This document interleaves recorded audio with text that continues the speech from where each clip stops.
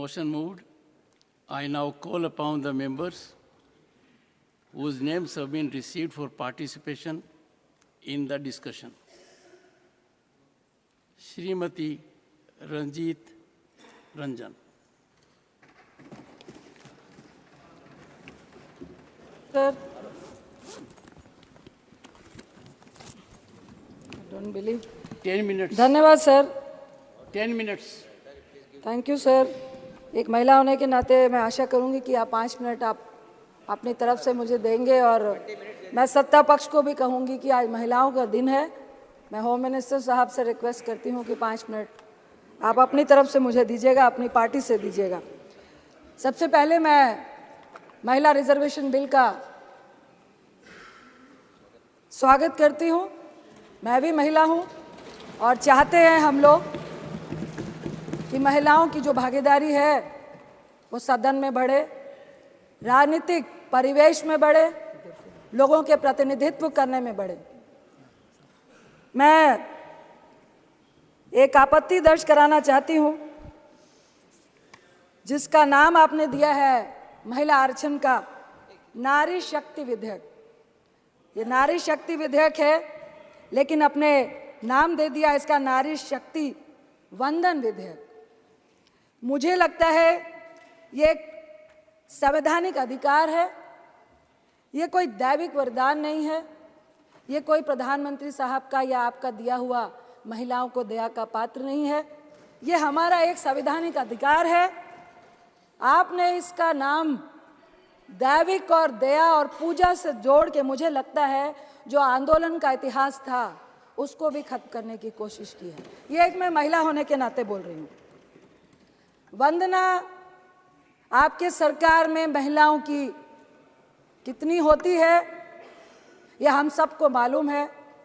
वंदना हम महिलाओं की सत्ता पक्ष हो या विपक्ष में हो, जितनी भी पुरुष मानसिकता है, महिलाओं की वंदना इतिहास गवाह है कि जब जब आपको शक्ति की जरूरत होती है, जब जब आपको सत्ता पाने की जरूरत होती है, जब जब आप विजय की आशा रखते हैं, तब आप एक महिला को देवी बनाकर उसकी पूजा करने लगते हैं, वंदना करने लगते हैं. लेकिन अंदर में एक पुरुष की जीत और उसकी वंदना होती है. आपकी वंदना हमने जंतर मंतर में बैठी उन महिलाओं के रूप में देखी. आपकी वंदना, आपका महिलाओं का सम्मान जब मणिपुर पे हमारी महिलाएं निवस्त्र हो रही थी, हमने तब देखी. आपकी वंदना और आपकी पूजा और सम्मान जब एक रेपिस्ट को बचाने के लिए, जब आप सत्ता पक्ष वालों को यह मालूम चलता है कि वोट की राजनीति में जरूरत है, तो मैं रिक्वेस्ट करती हूँ, हमें अधिकार चाहिए. दया का पात्र ना महिला कभी थी ना होगी. यह हमारी करुणा है, हमारी ममता है कि हम आपको, अपने आप को आपके सामने दया का पात्र बनने देते हैं, क्योंकि हमारे में इतनी करुणा है. हम आज इस नए सदन में बैठे हुए हैं. मैं प्रशंसा करती हूँ, बहुत अच्छा है, लविश है. लेकिन एक बात जरूर कहूँगी, जो पुराना सदन है वो घड़े का पानी है और ये जो नया है रेफ्रिजरेटर का पानी है. और घड़े के पानी की जो महक होती है ना, वो जिंदगी सालों सालों तक हम भूल नहीं पाते हैं. बस इतना फ़र्क है. ये आपको भी सोचना पड़ेगा कि आखिर ये फ़र्क इस पुराने बिल्डिंग और नए बिल्डिंग में क्यों है. मैं ज़रूर बोलूँगी कि आप महिलाओं के अधिकार की बात कर रहे हैं. मेघवाल साहब को मैं लोकसभा में कल सुन रही थी टीवी में बैठकर. आप बड़ी बड़ी वंदना और नारी शक्ति की बात कर रहे थे, लेकिन आपकी नारी शक्ति के लिए इतनी बड़ी प्रेरणा है सभापति जी कि जब इस नई बिल्डिंग का उद्घाटन हुआ तो हमारी महिला राष्ट्रपति आदरणीय मुर्मू जी को उद्घाटन तक में नहीं बुलाया गया. यह है आपकी नारी वंदना. 13 साल से हमारा आरक्षण, हमारा अधिकार, हमारा सम्मान से हम वंचित हैं. लेकिन मुझे आपके इस बिल में षड्यंत्र नजर आता है। 13 साल से राज्यसभा में हम लोगों ने पारित किया था और आज आप इसको लेकर आए हैं, अरे प्लीज सुनिए ना।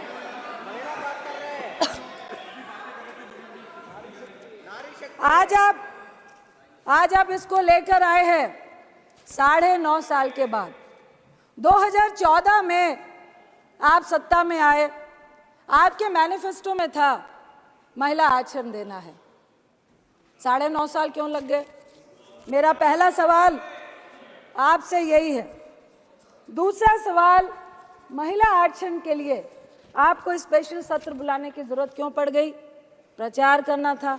जो लाइमलाइट लेने की आदत आपको हमेशा से रही है, इसमें भी महिलाओं को भी आपने यूज किया है। तीसरा सवाल, आपने कहा जातीय जनगणना और परिसीमन का पेच जो आपने लगाया है, क्यों लगाया? मैं आपसे पूछती हूं, आपने इसका जवाब दे रहे थे कल कि अगर हम ये नहीं कहते तो आप पीआई लेकर सुप्रीम कोर्ट जाते।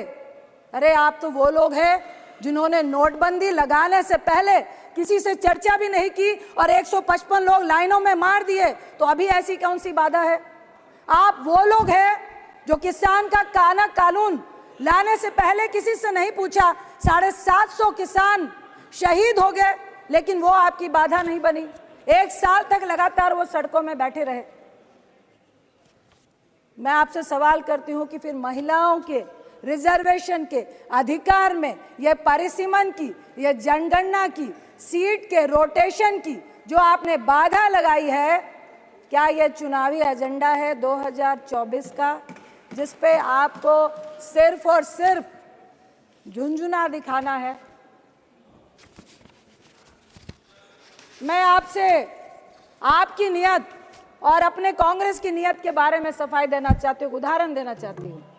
आप महिमा मंडल कर रहे हैं कि आप महिला रिजर्वेशन बिल लेकर आए, लेकिन मैं आपको उदाहरण देती हूँ कि 9 मार्च 2010 में जब यूपीए 2 राज्यसभा में जब ये बिल पारित हुआ था, यानी सत्ता में आने के 1 साल के बाद, यानी कि हमारी मंशा आने वाले लोकसभा में इसका प्रचार करना नहीं था। 10, 11, 12, 13, 14 में चुनाव था। हम सिर्फ और सिर्फ महिला को सशक्तिकरण करना चाहते थे। राजीव गांधी जी ने कहा था, मैं उनके एक इंटरव्यू के एक संक्षिप्त शब्दों को याद करना चाहती हूं कि महिलाओं के मामले में जो हिंदुस्तानी पुरुष है वो डबल स्टैंडर्ड का है। एक तरफ तो वो ऊंचे सिंहासन में महिला को बैठाता है, लेकिन दूसरी तरफ जब उसको सम्मान और समानता का अधिकार देने की बारी आती है, तब वो अपना पल्ला खींच लेता है, जैसा कि आपने हमारे राष्ट्रपति जी के साथ किया, वो भी ट्राइबल। मैं आपसे सिर्फ इतना कहना चाहती हूं कि देखिए, हम चाहते हैं कि जातीय जनगणना, परिसीमन, रोटेशन को दरकिनार करके आप महिला को आरक्षण क्यों नहीं देना चाहते हैं? इसका मतलब है आप पुरुष के हिस्से में से महिलाओं को हिस्सा नहीं देना चाहते हैं। आप परिसीमन करेंगे, सीटें बढ़ाएंगे, उसके बाद आप महिलाओं को एक अलग से हिस्सा देंगे। आखिर क्यों नहीं आज के हिस्से में आप महिलाओं को हिस्सा देना चाहते हैं? मैं आपसे इतना ही कहूंगी कि हमारा जो महिलाओं को मजबूत करने का जो महिला का बिल था, वो यूपीए 2 में जो राज्यसभा में पास हुआ, हम चाहते हैं कि ये जो आपने नारी शक्ति का वंदन विधेयक का नाम दिया है, इसको समानता का अधिकार दे, हमें वंदना और पूजा नहीं करें। इसके साथ मैं आपसे जरूर कहूंगी कि हम चाहते हैं कि यह बिल पास हो, SC ST के साथ ओबीसी महिलाओं को भी अधिकार मिले, क्योंकि हमारी और आपकी जैसी महिलाएं संघर्ष करके आई हैं, कल भी आ जाएंगी। हमें भी संघर्ष करना पड़ता है, लेकिन इस राजनीति के फील्ड में, इस मैदान में एक अकेली महिला अगर वो समाज के लिए अच्छा भी करती है, लेकिन इस राजनीति के दलदल में उसका अकेले कूदना, संघर्ष करना आज भी बहुत जटिल है। क्योंकि अगर महिला मजबूत है, आपके साथ कंधे से कंधा मिलाकर चलना चाहती है, अपनी राय रखना चाहती है, वो जो पुरुष मानसिकता है उसको गवारा नहीं है। हम चाहते हैं, मैं अपनी पक्ष की महिलाओं से भी कहूंगी कि जब मणिपुर की घटना घटी, जब किसी भी रेप की घटना घटती है, जब हमारी पहलवान बच्चियां बैठती है, आपका समय तो समाप्त हो रहा है। समानता का अधिकार दिया है आपने महिलाओं को, ऐसा अधिकार दिया है समानता का अपनी महिला मंत्रियों को कि उनको कह दिया जाता है कि एक शब्द भी महिला के शोषण के खिलाफ आपका निकलना नहीं चाहिए। ऐसी समानता और ऐसी दैवीय शक्ति हमें आपकी नहीं चाहिए, हमें अपना अधिकार चाहिए। इसके साथ ही मैं एक कविता का अंश पढ़ के अपनी बात को खत्म करना चाहूंगी। नारी के ऊपर एक कविता है, उतारो मुझे जिस क्षेत्र में सर्वश्रेष्ठ कर दिखाऊंगी, औरों से अलग दिखने में कुछ अलग करके ही जाऊंगी। चाह नहीं है एक अलग नाम की, इसी को महान बनाऊंगी। नारी हूं मैं इस युग की, नारी की अलग पहचान बनाऊंगी।